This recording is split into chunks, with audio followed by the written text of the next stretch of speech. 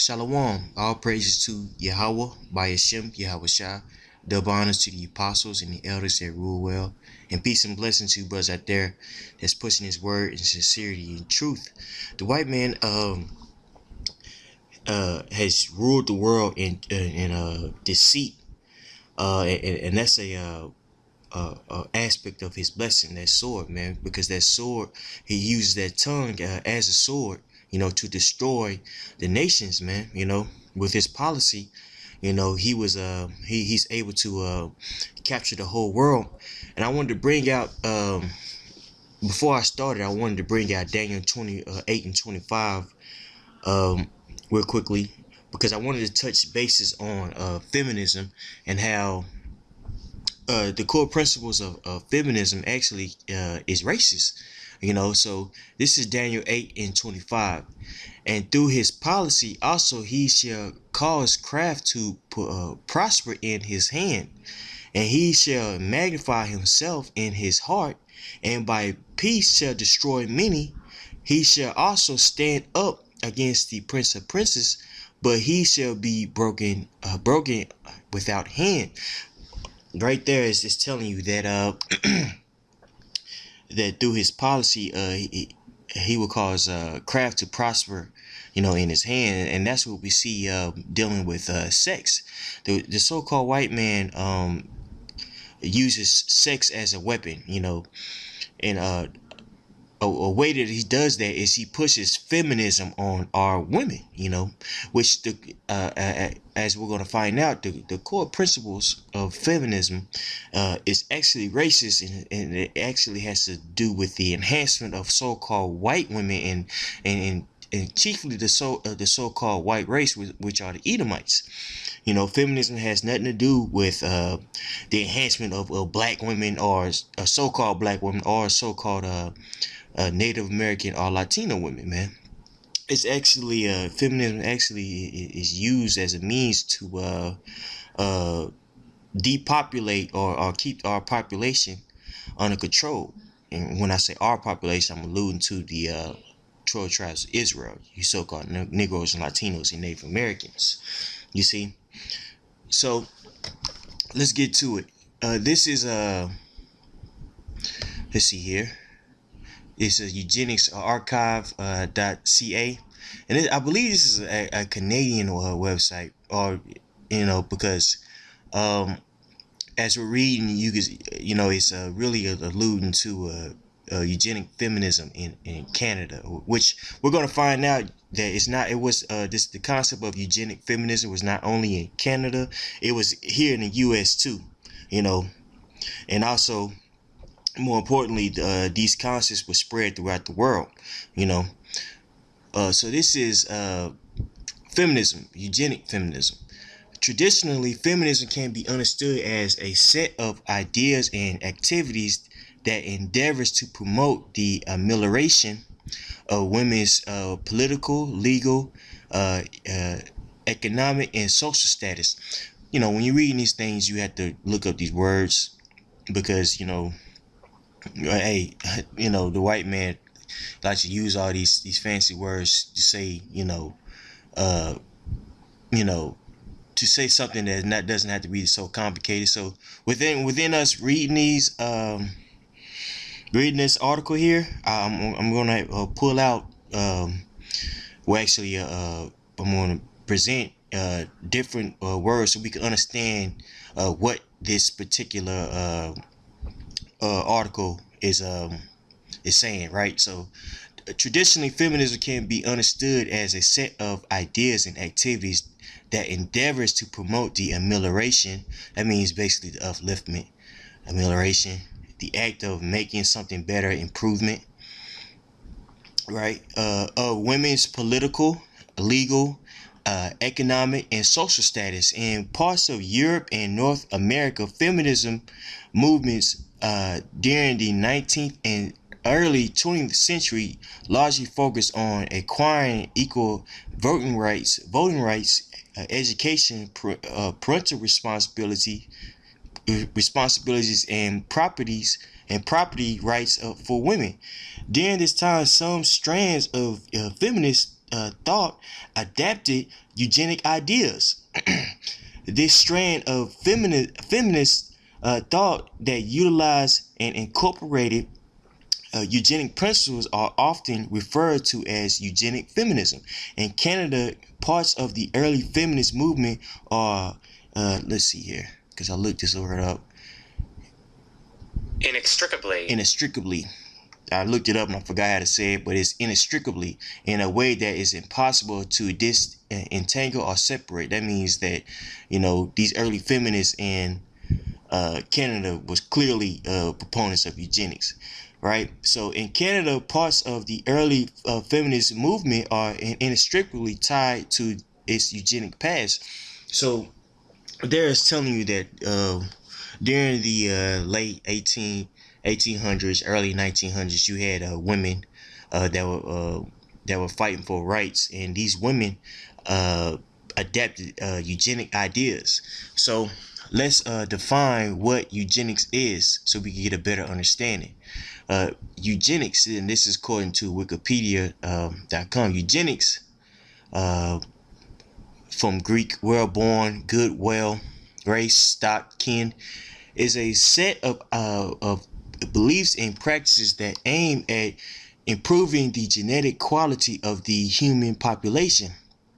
The exact definition of eugenics has been a matter of debate since the term was coined. Frederick Osborne's 1937 journal article, Development of a Eugenic Philosophy, framed it as a social philosophy that is a philosophy with implication for social order. You see that? So right there is letting you know that it's an agenda, that the so-called white race, which are Edomites, uses for social order, man.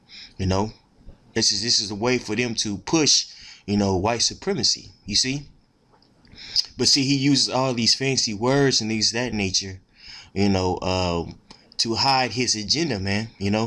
We're gonna read this and then we'll put another scripture, because the scriptures clearly show you the wickedness of the so-called white man and how he uses the that tongue as a sword to push his agenda, man. That definition is not universal. Well, actually, let me start from the first. At the beginning of the paragraphs. Frederick Osborne's 1937 journal article, Development of a Eugenic Philosophy, framed it as a social philosophy that is a philosophy with implication for social order. That definition is not universally accepted. Osborne advocated for higher rates of social reproduction among people with desired traits. Positive eugenics are reproduce rates of sexual reproduction and sterilization of people with less desired or undesired traits. Negative eugenics. You see that? So right there, you already know who he's going to deem as, or these people are going to deem as those with the undesirable traits. It's going to be the nation of Israel, you so-called Negroes, Latinos, and Native Americans, you see? And these principles, of selecting who can, reproduce and who shouldn't, all these concepts are embedded in feminism, man, which was fed to our women, man, for their agenda, you see? Alternatively, gene selection rather than people selection have recently been made possible through advances in genome editing. While eugenic principles have been practiced as far back in history as ancient Greece, and you see right there, that lineage of who's pushing, this craft, man, which are the Edomites, man. You so-called white people, bro. You guys, this is nothing new under the sun. You see? The modern history of eugenics began in the early 20th century when a popular eugenics movement emerged in the United Kingdom. and spread to many countries, including the United States, Canada, and most European countries. In this period, eugenic ideas were espoused across the political spectrum. Consequently, many countries adapted eugenic policies with the intent to improve the quality of their population's genetic stock. Such programs included both positive measures, such as encouraging individuals deemed particularly fit to reproduce, and negative measures, such as marriage prohibitions and forced sterilization of people deemed unfit for reproduction.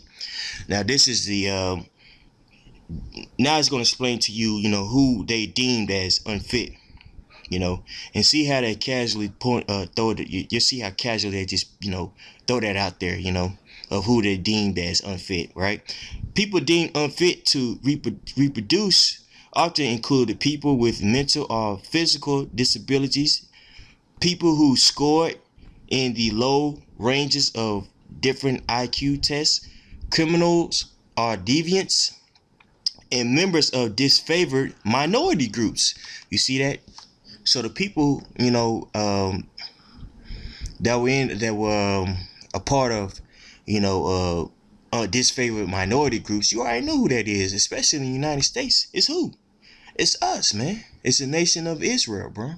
You know what I'm saying?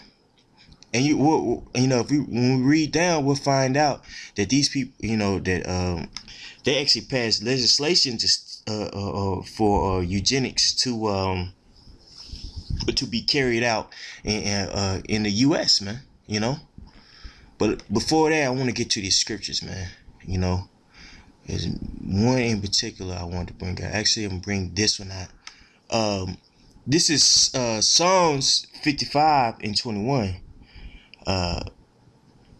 The words of his mouth were smoother than butter, but war was in his heart. You see, now you read that, you say, you know what, on a corner, if you're looking at it, viewing at it carnally, you say, you know what, that kind of makes sense. Just to, lessen those, those people who have mental illnesses and things of that nature. But that's not up for you. That's not for us to do, man. You know what I'm saying?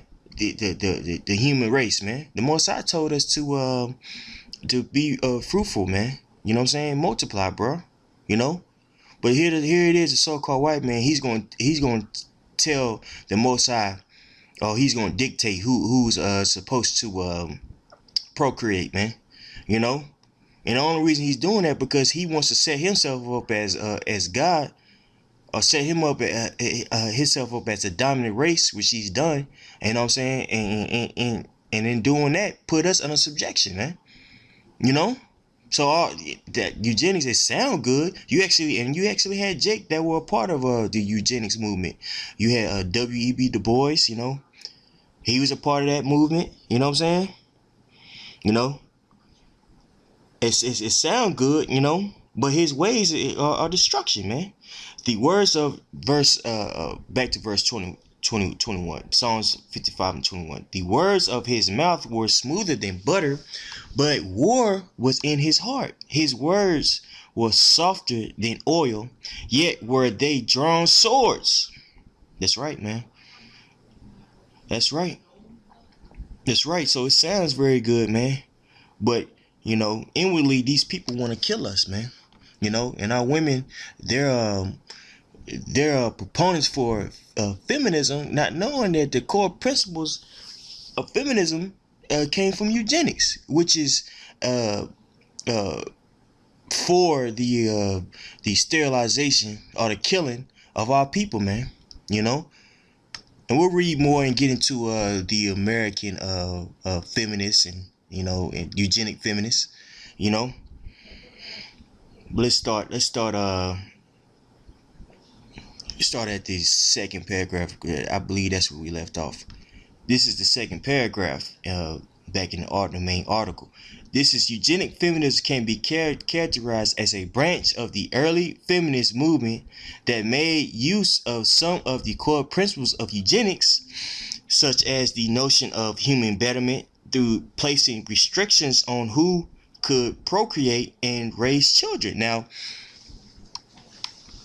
who started Planned Parenthood? Margaret Sanger. She was a eugenic feminist, man. You know, she viewed our people as the less desired, the feeble-minded, the undesirables, if you will. You know, and she put she was a proponent for several legislations which, you know, was passed that decrease the our population, man. You know, but with abortion, you know what I'm saying, birth control, things of that nature, bro. You know, eugenic feminism can be characterized as a branch of the early feminist movement that made use of some of the core principles of eugenics, such as the notion of human betterment through placing restrictions on who could procreate and raise children. The central argument of eugenic feminism insisted that better breeding and children rearing conditions could only come about if women achieved social and political equality. Thus, for eugenic feminists, women's equality was a necessary condition for racial improvement, and it was paramount for eugenic science and law promoted. And it was paramount that eugenic science and law promoted women's rights. That's right. So when these early women, feminists, they were for the enhancement of their race. They weren't for, you know what I'm saying, you know, women coming, all women get together and let's take over the man. No, man. They were for, okay, we understand, you know what I'm saying, who's dominant, and we want to be a part of that dominance. So we need certain legislation to protect us, man. You know, but they said they fed this eugenics to our women, and our people believe this madness, man. You know, that's why people out there calling evil good and good evil, man, alluding to Isaiah 5:20. You know, our people, women, are proponents for abortion and things of that nature. You know, not knowing that shit, man, that the reason why they want you to do that because they want to control our population, man. You know, but through that policy, he was able to put, you know, the world under subjection, man. You know, that's why it's very important for us to expose the so-called white man, which are you Edomites, man. You know,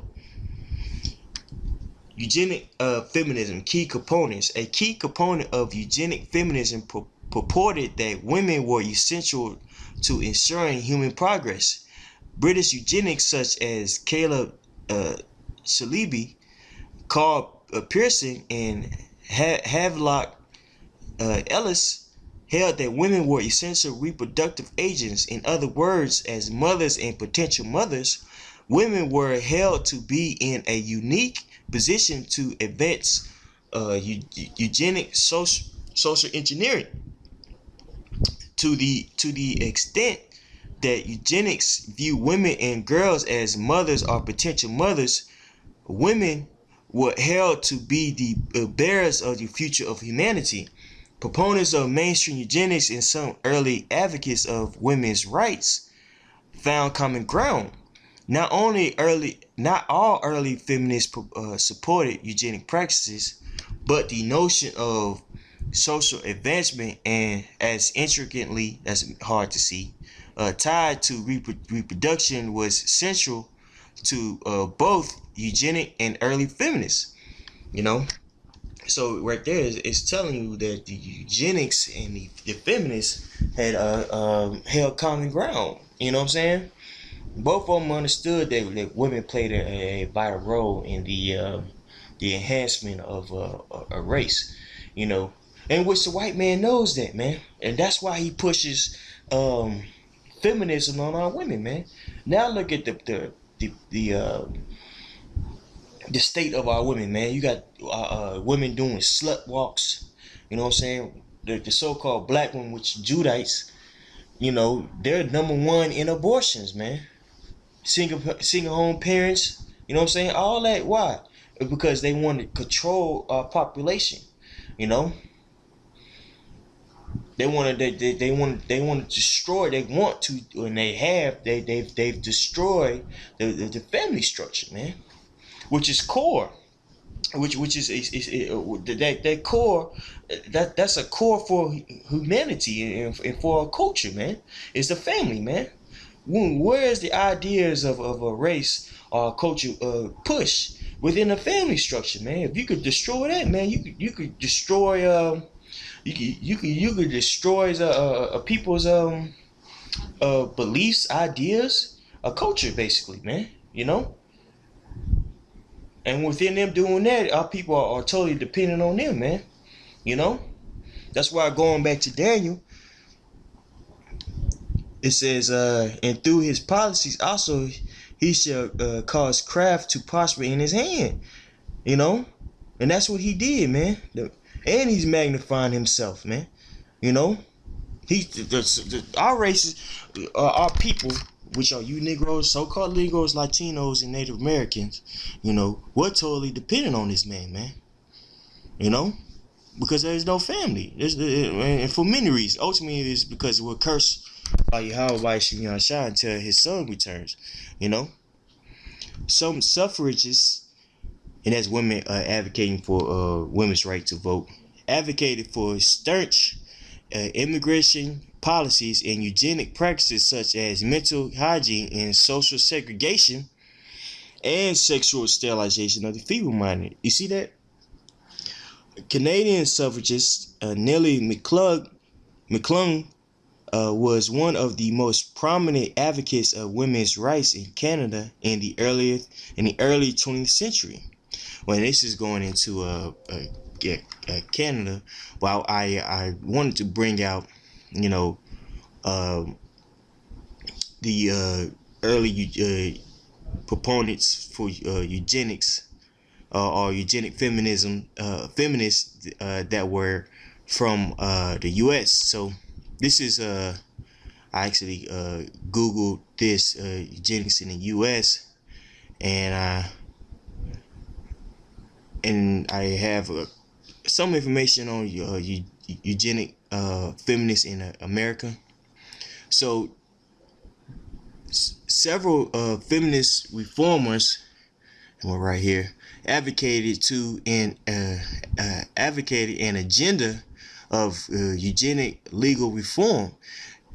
The National Federation of Women's Clubs, the Women's Tradition Christian, the Women's Christian Temperance Union, and the National League of Women's Voters were among the variety of state and local feminist organizations that at some point lobbied for eugenic reforms. Now, if you Google all these names that were, these organizations that were named, you'll find out that they were, all of them were actually pretty big, and they were the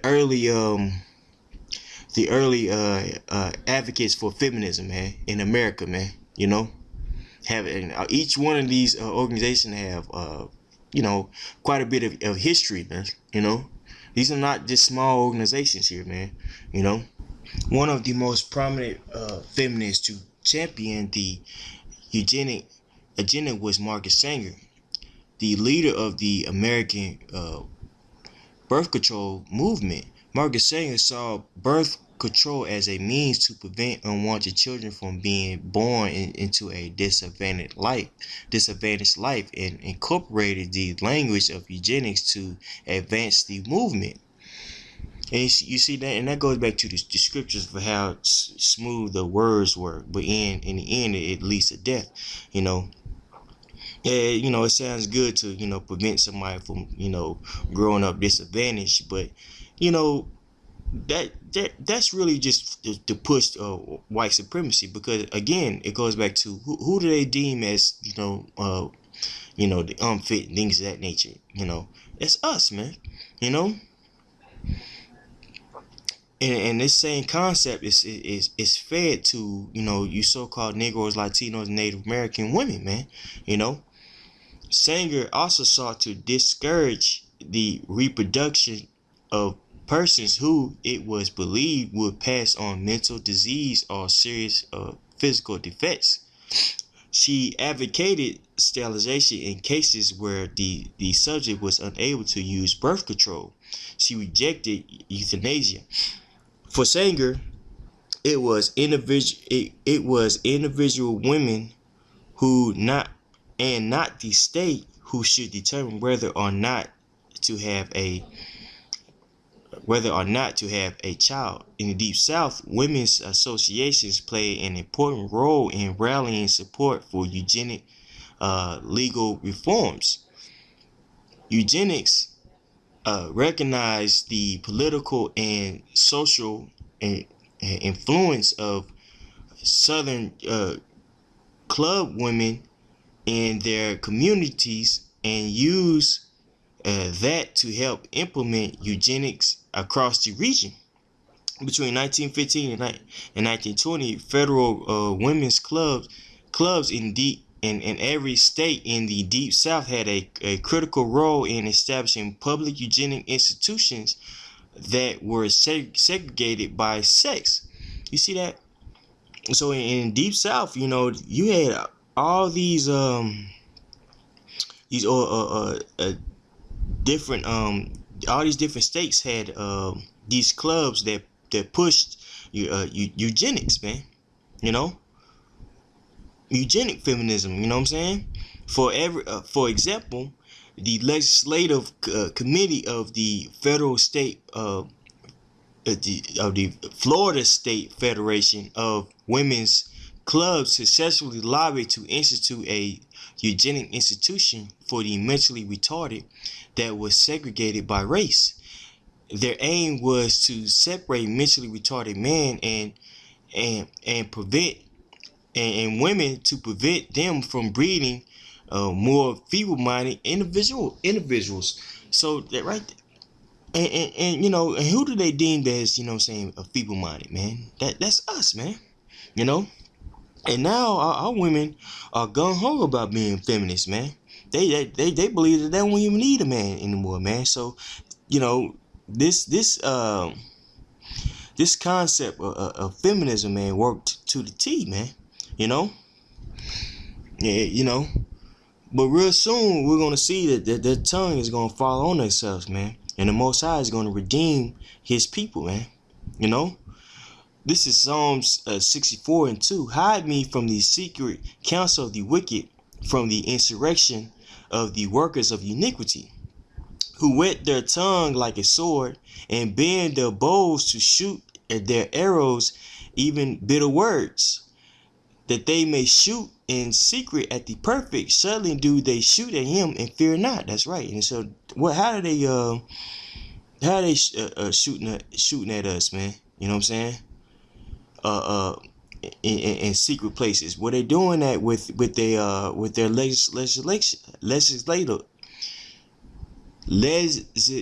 law. They're doing that with their law. You see? They're passing all these things, man, and also they're encouraging our people to be feminists and things of that nature, man. You know, for our destruction, man. You know, they encourage themselves in an evil matter. They commune of laying snares privily. They say, "Who shall see me?" That's right, man. You know, that's why the early feminists in America had all these different chapters in the Deep South, if you will. Why? You know, to push that agenda, man. You know, it's so-called women clubs, man. You know, to push that agenda. You know what I'm saying? Really, to destroy us. You see, shooting at, and we're the perfect. You know, that's Israelites. That's not us. That's not no one else, man. They search out iniquities. They accomplish a diligent search, both the inward thoughts of every one of them, and the heart is deep. But the Most High shall shoot at them with an arrow. Certainly shall they be wounded. So they shall make their own tongues to fall upon themselves. All that see them shall flee away. That's what. That's right. And that's what we're seeing now, man. The Most High is using this internet, you know what I'm saying, as a means to expose the so-called white man, you know, and he's giving us his word and his knowledge, man. So we're able to dissect, the craftiness of the so-called white man, and ultimately when the Most High comes back, he's going to destroy all this madness and deceitful talk, man, that the so-called white race, which are you white women, you white women are incorporated in that too, man. You're not gonna get it past either, man. You're gonna be destroyed right along with the so-called white man, which are Edomites, So with that being said, all praise to Yahweh by Hashem, Yahweh Shai. Double honor to the apostles and the elders that rule well. Peace and blessings to you brothers out there that's kicking his word in sincerity.